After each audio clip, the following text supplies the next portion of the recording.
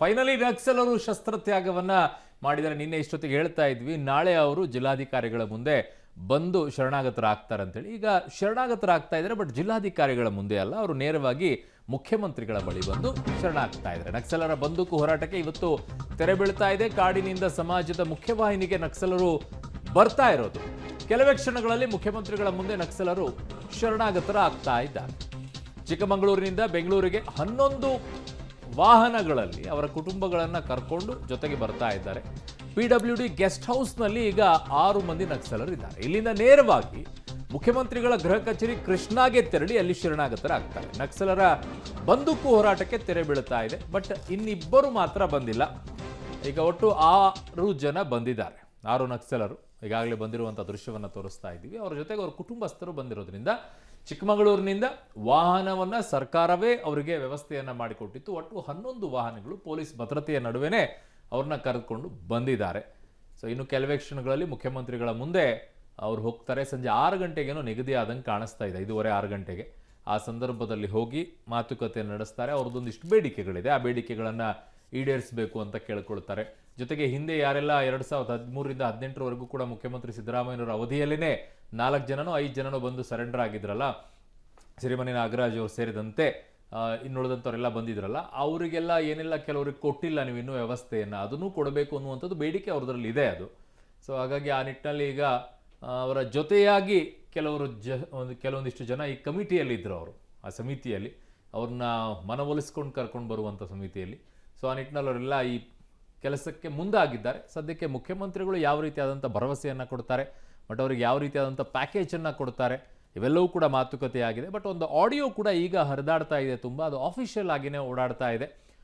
ಹಿಂದೆ ವಿಕ್ರಮ್ ಗೌಡ ನೀನು ಎನ್ಕೌಂಟ್ರನ್ನು ಮಾಡಿದರು. ಆ ಎನ್ಕೌಂಟ್ರ್ ಆಗಿರುವಂಥ ವಿಕ್ರಮ್ ಗೌಡ ಆಗೋಕ್ಕಿಂತ ಮುಂಚಿತವಾಗಿ ಮಾತನಾಡಿದಾಗ ಮಾತುಕತೆಯನ್ನು ನಡೆಸಿದಾಗಿದ್ದಂಥ ದುಡ್ಡಿನ ಲೆಕ್ಕಾಚಾರವನ್ನು ಕೂಡ ಮಾತನಾಡಿರೋದು ಇದೆ ಅದರಲ್ಲಿ.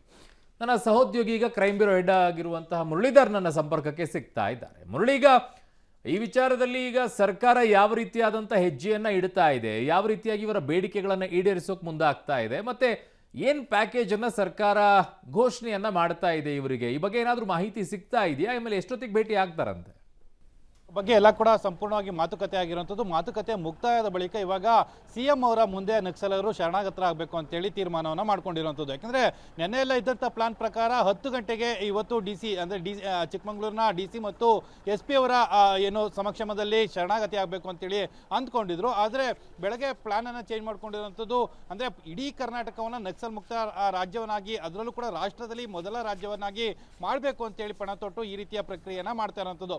CM ಅವರ ಮುಂದೆ ಏನು ಎಲ್ಲರೂ ಕೂಡ ಇವತ್ತು ಶರಣಾಗತರಾಗ್ತಾರೆ. ಈಗ 6 ಜನ ಏನೇನಿದ್ರು ಅವರೆಲ್ಲರೂ ಕೂಡ ಈಗ ಸದಾಶಿವ ನಗರದ ಬಳಿಯಲ್ಲಿ ಒಂದು ಗೆಸ್ಟ್ ಹೌಸ್ನಲ್ಲಿ ರೆಸ್ಟ್ ಅನ್ನು ತೆಗೆದುಕೊಳ್ತಾ ಇದ್ದಾರೆ. ಬಹುತೇಕ 5:30ರ ಸಂದರ್ಭದಲ್ಲಿ ಇಲ್ಲಿಂದ ಹೊರಡುವಂಥ ಸಾಧ್ಯತೆಗಳಿದ್ದಾವೆ. ಯಾಕೆಂದರೆ ಸರಿಸುಮಾರು 5-6 ಗಂಟೆಗಳ ಕಾಲ ಜರ್ನಿಯನ್ನು ಮಾಡಿದ್ರು. ಜೊತೆಗೆ 6 ಗಂಟೆಗೆ ಈಗಾಗಲೇ ಶರಣಾಗತಿ ಕಾರ್ಯಕ್ರಮ ನಿಗದಿಯಾಗಿದ್ದ ಹಿನ್ನೆಲೆಯಲ್ಲಿ 6 ಗಂಟೆಯ ಒಳಗಾಗಿ ಅಲ್ಲಿಗೆ ಹೋಗೋದಕ್ಕೆ ತಯಾರನ್ನು ಮಾಡ್ಕೊಳ್ತಾ ಇರೋಂಥದ್ದು. ಈಗಾಗಲೇ ಏನು ಗುಪ್ತಚರ ಇಲಾಖೆಯ ADGP ಹೇಮಂತ್ ನಿಂಬಾಳ್ಕರ್ ಇರ್ಬೋದು, ಜೊತೆಗೆ DIG ಸುಧೀರ್ ರೆಡ್ಡಿ ಇರ್ಬೋದು, ಜೊತೆಗೆ IG ರೂಪಾ ಇರ್ಬೋದು, ಇವರೆಲ್ಲರೂ ಕೂಡ ಬಂದಿದ್ದಾರೆ. ಯಾಕೆಂದರೆ ಈ ವಿಚಾರಕ್ಕೆ ಸಂಬಂಧಪಟ್ಟಂತೆ ನಕ್ಸಲರನ್ನ ಏನು CM ಅವರ ಮುಂದೆ ಶರಣಾಗತರನ್ನಾಗಿ ಮಾಡಬೇಕು. ಈ ಪ್ರಕ್ರಿಯೆ ಸಾಕಷ್ಟು ದಿನಗಳಿಂದ ಮತ್ತು ಸಾಕಷ್ಟು ತಿಂಗಳುಗಳಿಂದನೂ ಕೂಡ ನಡೀತಾ ಇರುವಂಥದ್ದು. ಅಂದರೆ ವಿಕ್ರಮ್ ಗೌಡ ಎನ್ಕೌಂಟರ್ ಆದ ಬಳಿಕ ಇದರ ಕಾರ್ಯಾಚರಣೆ ಇನ್ನಷ್ಟು ಪ್ರಗತಿ ಆಯಿತು. ಪ್ರಗತಿ ಆದ ಬಳಿಕ ಅದು ಸಫಲ ಆಗಿ ಇವತ್ತು ಇನ್ನೇನು ಕೆಲವೇ ಕ್ಷಣಗಳಲ್ಲಿ ಶರಣಾಗತರಾಗ್ತಾರೆ. ಶರಣಾಗತ ಆದ ನಂತರ ಅದರಲ್ಲಿ ಒಂದಷ್ಟು ಸ್ಪಷ್ಟನೆಗಳು, ಯಾಕೆಂದರೆ ನಕ್ಸಲರು ಶರಣಾಗತರಾದ ನಂತರ ಅದಕ್ಕೆ ಪ್ಯಾಕೇಜಸ್ ಇರ್ಬೋದು, ಜೊತೆಗೆ ಅವರಿಗೆ ಹಣಕಾಸಿನ ಸಹಾಯವನ್ನು ಮಾಡುವಂಥದ್ದು, ಜೊತೆಗೆ ಭೂಮಿಯ ವಿಚಾರಕ್ಕೆ ಸಹಾಯ ಮಾಡುವಂಥದ್ದು, ಇದೆಲ್ಲನೂ ಕೂಡ ಅಧಿಕೃತವಾಗಿ CM ಅವರು ಇವತ್ತು ಸ್ಪಷ್ಟನೆಯನ್ನು ಕೊಡ್ತಾರೆ. ಅದಾದ ಬಳಿಕ ನಕ್ಸಲರನ್ನ ಮತ್ತೆ ವಾಪಸ್ ಕರ್ತರಲಿಕ್ಕೆ, ಮತ್ತೆ ಅವರನ್ನ ಶರಣಾಗತರನ್ನಾಗಿ ಮಾಡಲಿಕ್ಕೆ ಹೋರಾಡದಂಥ ಒಂದಷ್ಟು ಜನ ಏನಿದ್ರು ಅವರು ಕೂಡ ಪ್ರೆಸ್ ಮೀಟನ್ನು ಮಾಡ್ತಾರೆ. ಅದಕ್ಕೊಂದಷ್ಟು ಕ್ಲಾರಿಫಿಕೇಶನ್ ಅನ್ನು ಕೂಡ ಕೊಡುವಂಥದ್ದು. ಸದ್ಯಕ್ಕೆ ಇನ್ನೇನು ಕೆಲವೇ ಕ್ಷಣಗಳಲ್ಲಿ CM ಅವರ ಮನೆಗೆ ಹೋಗ್ತಾರೆ. ಅಂದರೆ ಗೃಹ ಕಚೇರಿ ಕೃಷ್ಣ ಏನಿದೆ, ಗೃಹ ಕಚೇರಿ ಕೃಷ್ಣಗೆ ಹೋಗಿ ಅಲ್ಲಿ ಅಧಿಕೃತವಾಗಿ ಶರಣಾಗತರಾಗುವಂಥದ್ದು.